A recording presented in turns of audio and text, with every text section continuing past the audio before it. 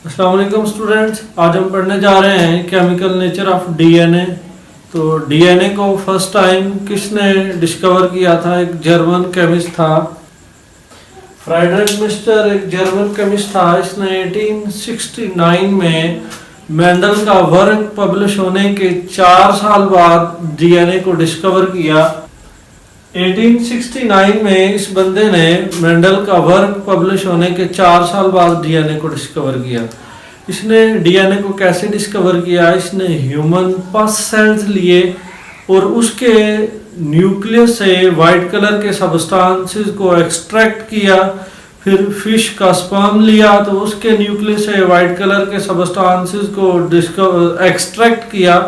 तो एक्सट्रैक्ट करने के बाद इसने इन वाइट सबस्टांसेस को न्यूक्लियन का नाम दिया। इन न्यूक्लियन को जब उसने स्टडी किया तो इसकी जो नेचर थी वो एसिडिक थी। इस न्यूक्लियन की नेचर एसिडिक होने की वजह से वाइट कलर के सबस्टांसेस को न्यूक्लिक एसिड का नाम दिया गया। इसके बाद 1920 सेंचुरी में पीए लावेन नामी एक साइंटिस्ट था। उसने न्यूक्लिक एसिड की बेसिक स्ट्रक्चर को डिटरमिन किया। ये न्यूक्लिक एसिड, इस न्यूक्लिक एसिड की बेसिक स्ट्रक्चर को स्टडी करने के बाद 1920 सेंचुरी में nucleotides are the building blocks of DNA. DNA के जो बिल्डिंग ब्लॉक्स हैं वो न्यूक्लियोटाइड्स हैं। न्यूक्लियोटाइड्स 3 कंपोनेंट्स के मिलने से बनता है, ऐसा हमें पीए लावेन नामी केमिस्ट ने बताया था कि न्यूक्लियोटाइड जो है 3 चीज़ों के मिलने से बनता है। फर्स्ट वन उसमें है पेंटाकार्बन शुगर। पेंटाकार्बन शुगर जो होते हैं ये 2 किस्म के होते हैं, राइबोज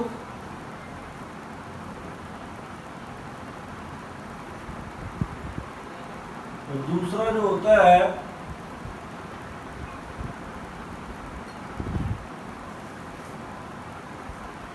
डीऑक्सीराइबोज।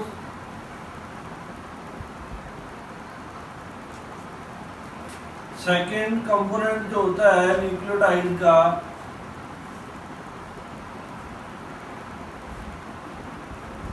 वो होती है नाइट्रोजिनस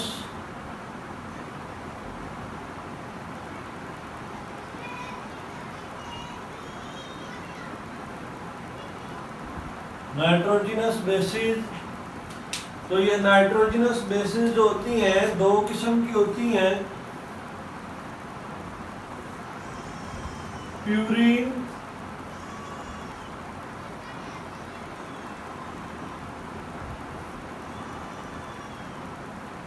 और पायरिमिडीन।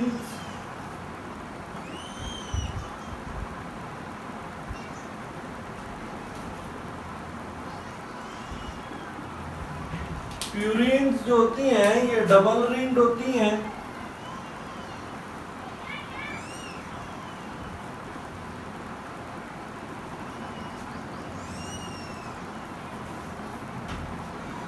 और पायरिमिडीन्स जो होती हैं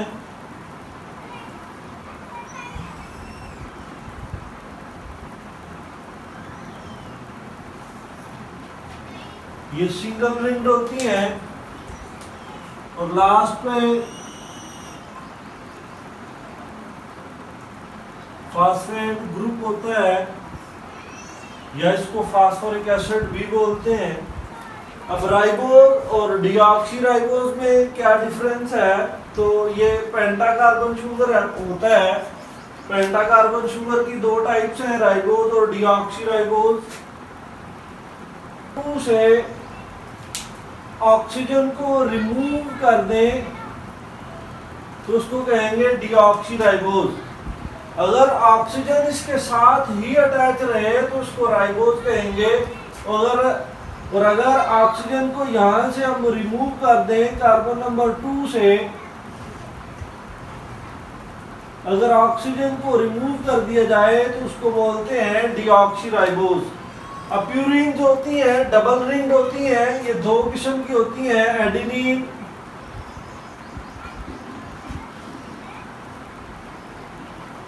और दूसरी जो होती है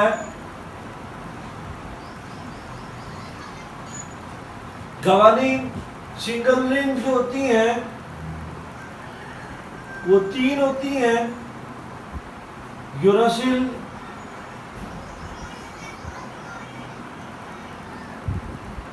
थायमीन और साइटोसिन। यूरासिल पाया जाता है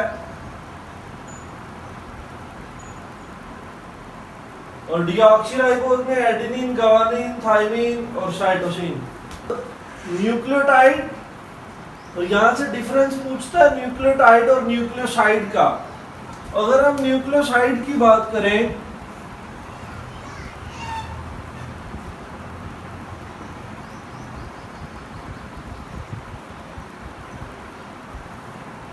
न्यूक्लियोटाइड 3 चीजों का कॉम्बिनेशन था, पेंटाकार्बन शुगर, नाइट्रोजनस बेसिस और फास्फेट ग्रुप।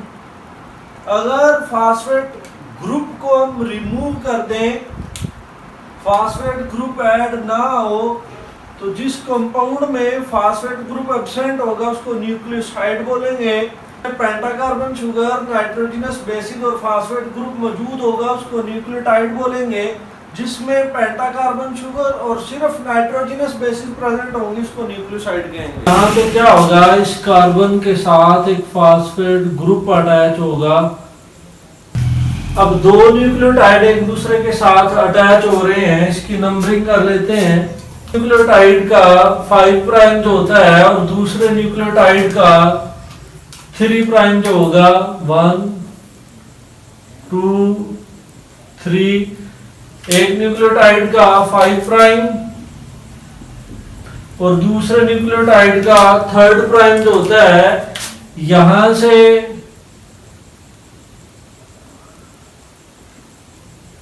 वाटर का एक मॉलिक्यूल एलिमिनेट होता है जिसको आप डिहाइड्रेशन बोलते हैं। तो एक लिंकेज बनेगी, इसको कोवेलेंट लिंकेज बोलते हैं।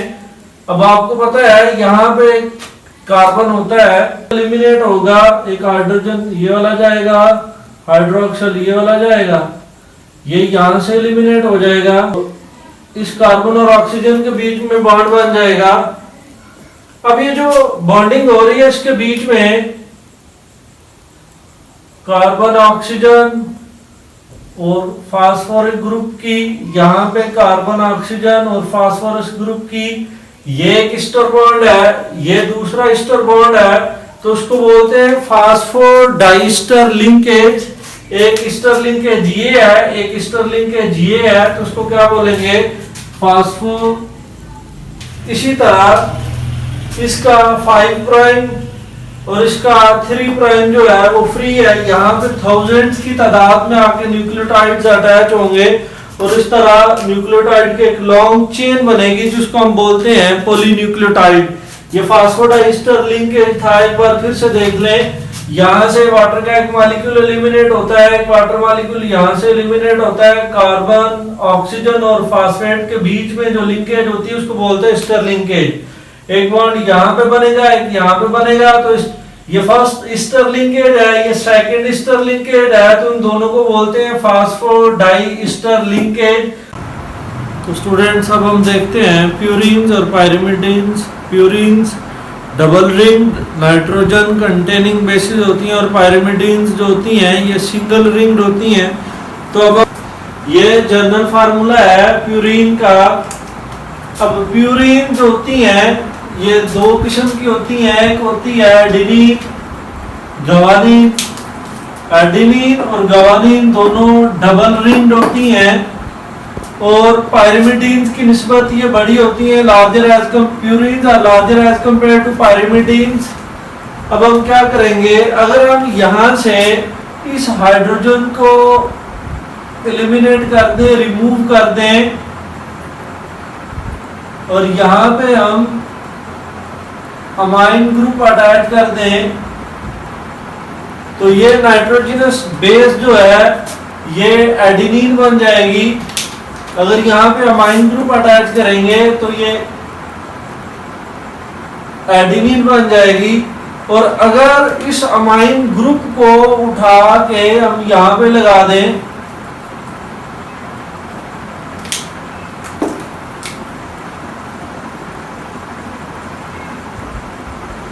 NH2 और यहाँ पे अमाइन की जगह कार्बन डबल बॉन्ड ऑक्सीजन लगा दें तो यही नाइट्रोजनस बेस जो है ये गवानीन बन जाएगी। एक बार फिर से सुन लें, अगर हम यहाँ पे सिंगल बॉन्ड के थ्रू अमाइन ग्रुप अटैच करें NH2 यहाँ पे सिंगल बॉन्ड के साथ अगर अटैच होगा तो ये एडिनिन बन जाएगी। अगर इस अमाइन ग्रुप को उठा के यहाँ पे रखें और इस कार्बन के साथ डबल बॉन्ड ऑक्सीजन अटैच कर दें तो उसको बोलते हैं गवानीन। प्यूरिन्स होती हैं ये डबल रिंग्ड होती हैं। अब हम देखते हैं पायरिमिडीन्स और स्मॉलर होती हैं कंपेयर टू प्यूरिन्स। अब यहाँ पे एक डबल बॉन्ड यहाँ पे आएगा, इसको छोड़ के एक डबल बॉन्ड यहाँ पे, एक डबल बॉन्ड यहाँ पे, और बिल्कुल नाइट्रोजन वैसे ही अटैच होंगे। एक नाइट्रोजन इस साइड पे अटैच होगा इस जगह पे, दूसरा नाइट्रोजन जो है इस जगह पे, बाकी साइड पे कार्बन अटैच होंगे 1 2 3 4 और इन कार्बन के साथ हाइड्रोजन अटैच होंगे। पायरिमिडीन्स जो होती हैं अगर हम यहाँ से हाइड्रोजन को एलिमिनेट करें और इस कार्बन के साथ डबल बॉन्ड ऑक्सीजन यहाँ पे लगा दें और यहाँ से हाइड्रोजन को रिमूव करें, डबल बॉन्ड ऑक्सीजन यहाँ पे लगा दें तो ये डबल बॉन्ड जो है यहाँ से एलिमिनेट हो जाएंगे और इस नाइट्रोजनस बेस को हम बोलेंगे यूरासिल। अगर हम स्ट्रक्चर को ऐसे ही रहने दें, यहाँ पे मिथाइल ग्रुप यहाँ से हाइड्रोजन को एलिमिनेट करके मिथाइल ग्रुप अटैच कर दें तो यही स्ट्रक्चर जो है वो थाइमीन बन जाएगी।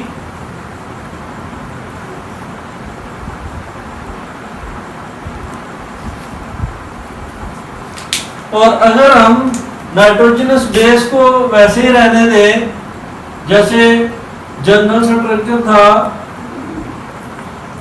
डबल बॉन्ड यहाँ पे, एक डबल बॉन्ड यहाँ पे आएगा, डबल बॉन्ड ऑक्सीजन यहाँ पे अटैच रहेगा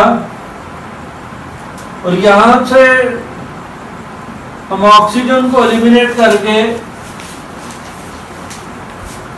अमाइन ग्रुप अटैच कर दें और यहाँ पे हाइड्रोजन उसी तरह अगर रहे तो उसको हम बोलेंगे साइटोसिन।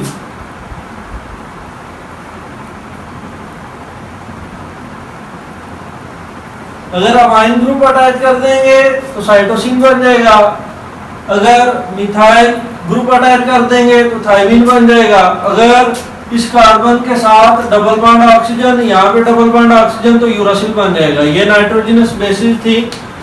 तो वाटसन और क्रिक ने 1953 में डीएनए का 3D मॉडल पेश किया। इससे पहले डीएनए का जो स्ट्रक्चर था वो इस तरह का कहा जाता था, उसको बोलते हैं लेडर लाइक।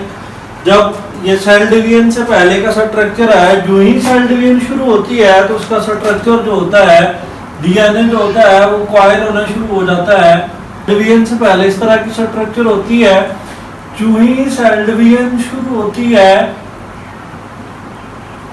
तो इसकी शेप जो होती है ये हेलिकल या डबल हेलिक्स की फॉर्म में आ जाती है। तो अब हम देखते हैं इसका स्ट्रक्चर कैसे होता है। सेल डिवीजन से पहले इसका स्ट्रक्चर कुछ इस तरह का होता है। जो ही सेल डिवीजन शुरू होती है तो इसकी कॉइलिंग होना शुरू हो जाती है और कॉइल होके इसका स्ट्रक्चर जो है वो कुछ यूं दिखता है, इस तरह का डबल हेलिक्स की फॉर्म में, जैसे इसमें दिख रहा है डबल हेलिकल हेलिक्स की फॉर्म में, जैसे यहाँ पे दिख रहा है वैसे इसका स्ट्रक्चर होता है। जब सेल डिवीजन नहीं होती तो फिर इस तरह का होता है। एक बार फिर से देख लें, जो ही सेल डिवीजन शुरू होती है तो ये डीएनए जो है कॉइल होके डबल हेलिक्स की फॉर्म में ये शेप अडॉप्ट कर लेता है, उसको बोलते हैं हेलिकल स्ट्रक्चर या स्पाइरल स्ट्रक्चर। ये देख रहे हैं, ऐसा होता है इसके बीच में। जब सेल डिवीजन शुरू होती है तो हेलिक्स की फॉर्म में आता है इस तरह का।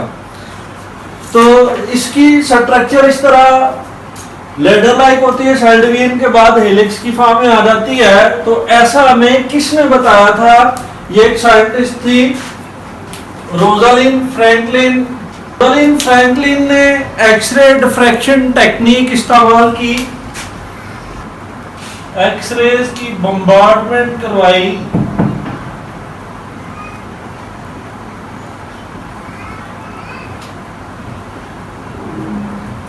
और फोटोग्राफिक फिल्म के ऊपर डीएनए की, तो इसको डबल हेलिक्स शेप दिखी। इसके अलावा एक और साइंटिस्ट था, मोर्सी विल्कन्स। विल्कन्स ने लैब में डीएनए के फाइबर को प्रिपेयर किया। मोर्सी विल्कन्स ने डीएनए के फाइबर को प्रिपेयर किया और हमें 3 चीजों के बारे में बताया कि इसका स्ट्रक्चर जो होता है वो हेलिक्स होता है। इन 2 strands 3 prime to 5 prime and 5 prime to 3 prime, इन 2 स्ट्रैंड्स के बीच का जो डायमीटर होता है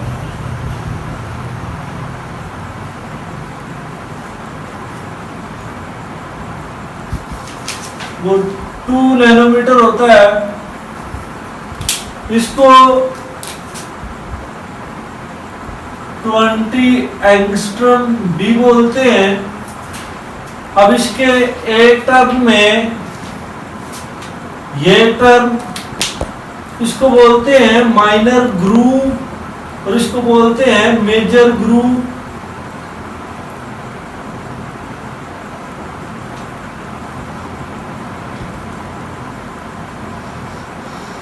इसको बोलते हैं माइनर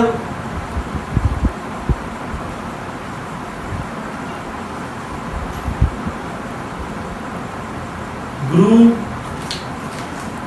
अब इसके एक टर्म में 10 बेस पेयर होते हैं और ऑलमोस्ट 20 न्यूक्लियोटाइड्स।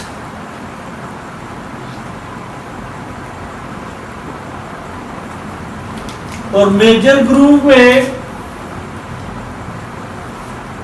3.4 डायमीटर जो होता है नैनोमीटर, इसको आप 34 एंगस्ट्रम भी लिख सकते हैं। और एंगस्ट्रम जो है ये लेंथ का यूनिट है, ये 100 मिलियन हाफ सेंटीमीटर होता है। अब यहाँ पे इसको मेजर माइनर ग्रुप बोलते हैं, इसको मेजर ग्रुप बोलते हैं। इसका डायमीटर जो होता है 20 एंगस्ट्रम भी आप लिख सकते हैं और 2 नैनोमीटर भी। अब यहाँ पे इसके एक टर्म में 10 बेस पेयर होते हैं और 20 न्यूक्लियोटाइड्स होते हैं। मेजर ग्रुप का जो डायमीटर होता है आप 3.4 नैनोमीटर भी लिख सकते हैं और 34 एंगस्ट्रम भी लिख सकते हैं। इन दो नाइट्रोजनस बेसिस के बीच में जो डिस्टेंस होता है उसको लिखते हैं 0.34 नैनोमीटर। और इनके बीच में नाइट्रोजनस बेसिस होती हैं। अगर एडेनिन है तो डबल बॉन्ड थायमीन, और अगर साइटोसिन है तो ट्रिपल बॉन्ड यहाँ पे गावानिन होगा। स्टूडेंट्स, तो वाटसन और क्रिक ने क्या बताया कि ये डबल हेलिकल स्ट्रक्चर होती है। इन दो स्ट्रैंड के बीच का डायमीटर 2 नैनोमीटर होता है, आप इसको 20 एंगस्ट्रम बोलते हैं। इसमें 2 ग्रूव्स होते हैं, एक माइनर ग्रूव होता है, दूसरा मेजर ग्रूव होता है। बीच में एडेनिन और थायमीन जो होती है ये एक दूसरे के साथ कॉम्प्लीमेंट्री, एक दूसरे के साथ डबल हाइड्रोजन बॉन्ड के थ्रू अटैच होती है। साइटोसिन और गवानीन ट्रिपल हाइड्रोजन बॉन्ड के थ्रू अटैच होती है। अब इसके बारे में एरवन चार्गफ नामी एक साइंटिस्ट था, उसने बताया कि जितनी अमाउंट एडेनिन की होगी उतनी अमाउंट थायमीन की होगी, और जितनी अमाउंट साइटोसिन की होगी उतनी अमाउंट गवानीन की होगी। तो यहां से एमसीक्यू पूछता है कि अगर एडेनिन की अमाउंट है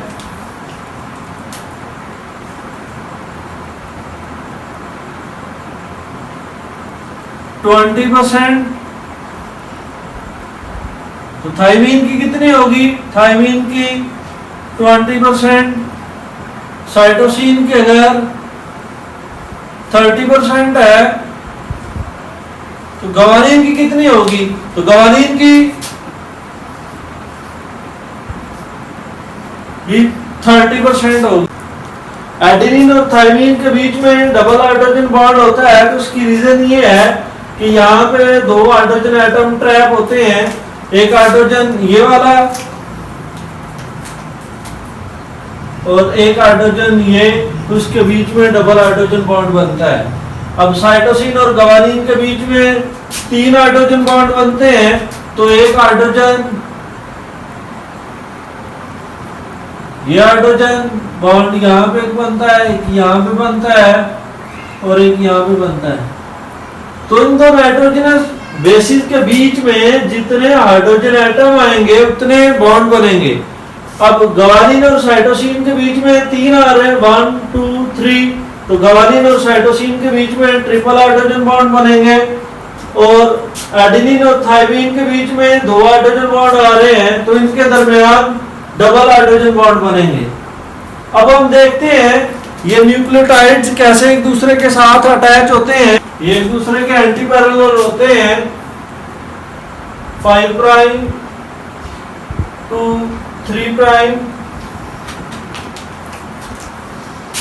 तो 3 प्राइम टू 5 प्राइम। इनके बीच में नाइट्रोजनस बेसिस एक दूसरे के साथ अटैच होती हैं। अगर यहाँ पे एडेनिन है तो उसका कॉम्प्लीमेंट्री जो है वो थायमीन होगा। अगर यहाँ पे साइटोसिन है तो उसका कॉम्प्लीमेंट्री गवानीन होगा। अगर यहाँ पे थायमीन है तो डबल बॉन्ड एडेनिन आएगा। अगर यहाँ पे साइटोसिन होगा तो यहाँ पे इसका कॉम्प्लीमेंट्री जो होगा वो गवानीन आएगा। अब इस तरह ये एक दूसरे के एंटी पैरेलल ये दोनों स्ट्रैंड होते हैं। स्टूडेंट्स अल्लाह हाफिज। अब हम नेक्स्ट लेक्चर में मिलेंगे। ओके, अल्लाह हाफिज।